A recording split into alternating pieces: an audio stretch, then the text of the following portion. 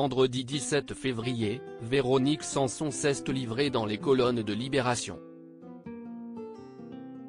Une semaine après le terrible accident ayant impliqué Pierre Palmade, la chanteuse a expliqué que son ex-mari faisait déjà beaucoup la fête à l'époque de leur mariage, au point de ne pas pouvoir suivre le rythme. Comme à son habitude, Véronique Sanson n'a pas manié la langue de bois ce vendredi pour son entretien avec Libération. La chanteuse de 73 ans s'est notamment livrée sur ses addictions du passé, notamment les drogues. « On a beaucoup exagéré à ce sujet, car la coke me fait mal au nez », commence-t-elle. Mais aussi sa consommation d'alcool, même si ma dépendance n'a pris un tour critique que sur le tard, vers la fin des années 1990, ajoute la chanteuse. Une addiction qui lui a de façon étonnante permis de rencontrer son dernier compagnon Christian Meillan, son parrain aux Alcooliques Anonymes. Mais avant cela, une autre relation a fait beaucoup de mal à ses problèmes d'addiction, son mariage avec Pierre Palmade, de 1995 à 2001, lorsque l'humoriste a annoncé son homosexualité.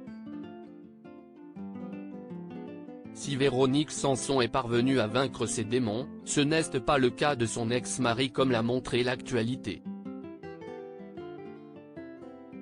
Je suis resté de plus en plus attriel, Pierre à Paris. Vendredi dernier, Pierre Palmade a en effet été impliqué dans un terrible accident de la circulation, ayant quitté sa voie pour percuter un véhicule à contresens.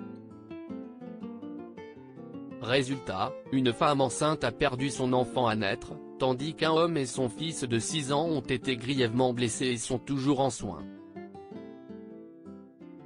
En pleine fête depuis plus de 24 heures, l'humoriste a reconnu avoir pris de la cocaïne et des médicaments, au point de ne plus se souvenir avoir pris le volant ce soir-là. Ces soirées sous le signe de l'abus, Véronique Sanson les a bien connues durant leur relation.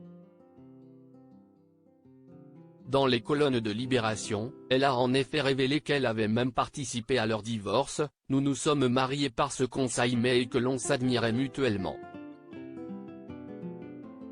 Je me suis aperçu que je ne pouvais plus suivre ces soirées qui duraient parfois jusqu'à 2 heures du matin. Je suis resté de plus en plus attriel, Pierre à Paris. Et voilà. Nous nous sommes séparés », explique la chanteuse. Une époque qui ne semble jamais avoir connu d'épilogue pour Pierre Palmade, au point de payer le prix fort.